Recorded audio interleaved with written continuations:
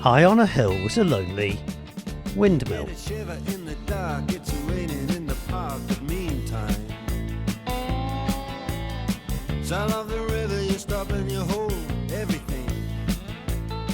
Clearly visible from Dale Abbey, Windmill Farm is on the Ladywood Road to the west of Ilkeston, about 2.5 miles out of town on the right, at the junction with Cat and Fiddle Lane. At the farm is a lovely cafe in the shadow of the windmill where people can enjoy great food while soaking up views and the atmosphere, and a very imposing windmill known locally as the Cat and Fiddle Mill.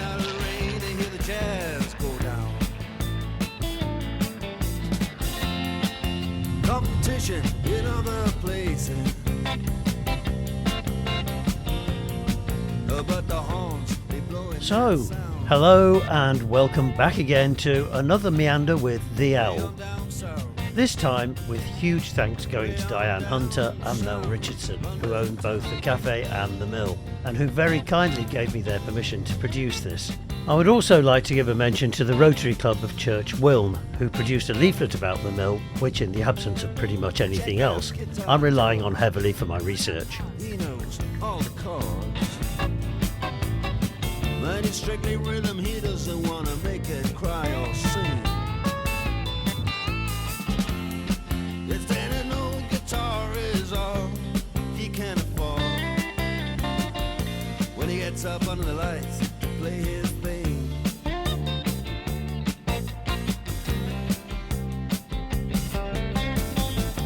And Harry doesn't mind if he doesn't make the scene.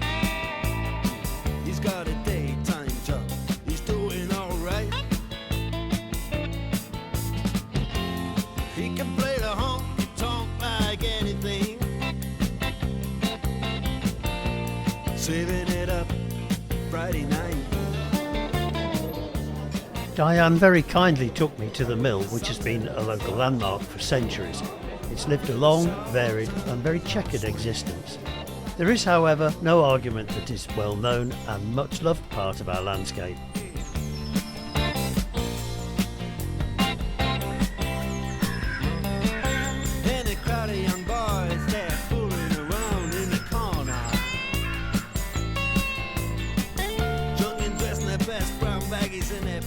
The importance of the Cat and Fiddle Mill lies in it being the only surviving post mill in Derbyshire.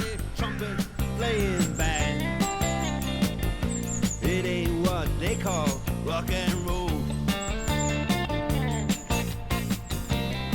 And the Sultans, it's known that the third Earl Stanhope was responsible for its construction as an open trestle mill. He employed the best technicians that he could find from France and Holland. On the 17th of April of 1830, an advert appeared in the Derby Mercury, offering the mill for sale by a Mrs. Buckland. It was at this time entirely possible that the mill would have been asset stripped and left to rot. Luckily, for some reason, this didn't happen, and the mill remains in situ to this day.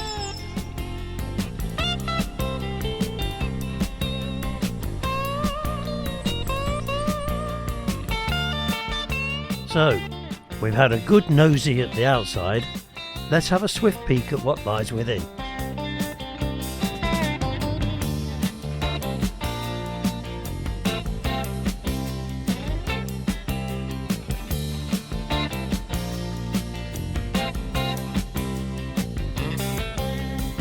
And then the man steps right up to the microphone.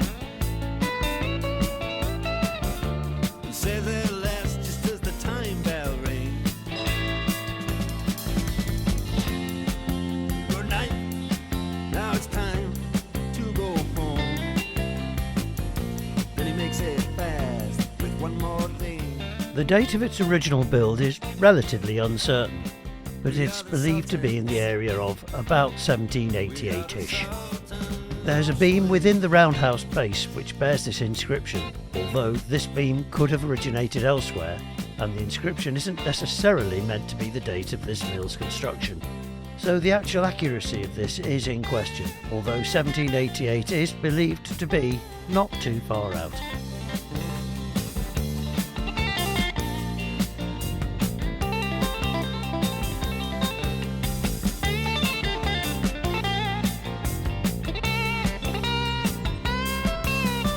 And so, back to the outside again.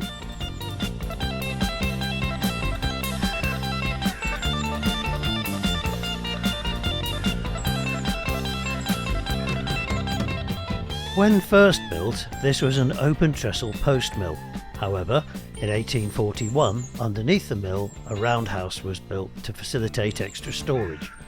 This was built of sandstone and 2 doors placed for access.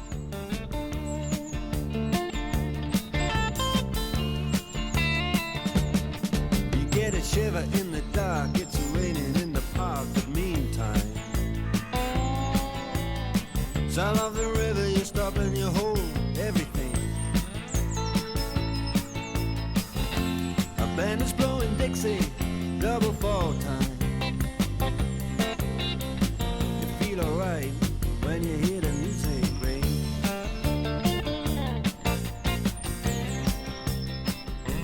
Just prior to the First World War, in 1912, the whole estate, which included our mill, was put up for sale. It was bought by Stanton Ironworks, although exactly why they bought it and exactly what they planned to do with it, I have yet to discover. Suffice to say that the miller, Stephen Smedley, died 4 years later in 1916 and was succeeded by his son, who was also called Stephen. He was the miller until his death in 1952, at which point he became the last incumbent of the post. Although his widow continued to look after the building until her retirement in 1982.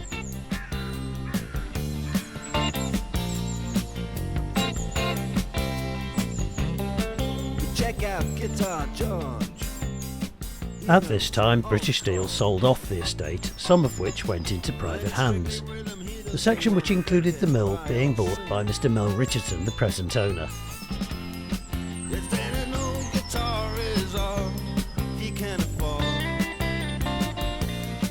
Up under the lights to play his thing.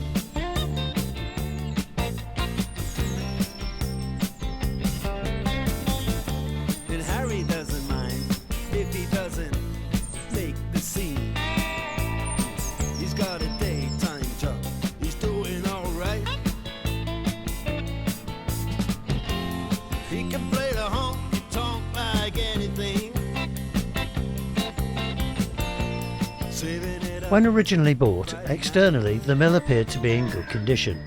However, the dreaded dry rot was well rooted within the timbers of the sails and the main structural timbers, so a huge repair job was undertaken, a job which is still in progress, made even more difficult, time-consuming and expensive by the gales of 1987, which managed to claim the newly restored sails. And a crowd of young boys, they're fooling around in the corner.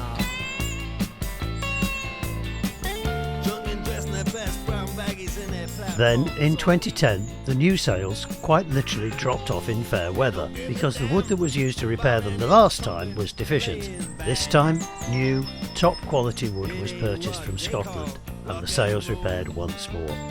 These are the sails which you can see today and hopefully for many years to come. Yeah, the Sultans that played Creole. If you visit the cafe, you can enjoy a view of the mill and of the rolling countryside of South Derbyshire as you partake of your meal in comfort and in warmth.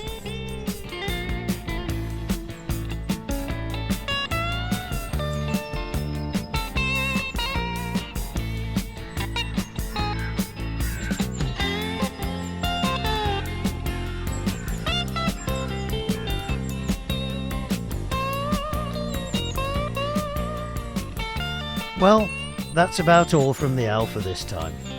My thanks go to Diane Hunter and Mel Richardson for generously allowing me the access that made this all possible. You can find them on Facebook at The Windmill Farm. Please feel free to look at my other videos. If you enjoyed this or indeed any of the others, then please like and subscribe on my YouTube channel. That way you'll be sure not to miss any of the new ones.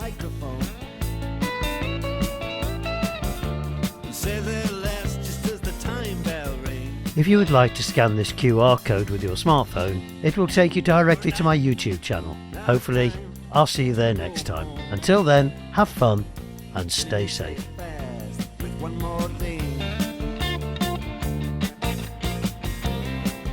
are the Sultans. We are the Sultans.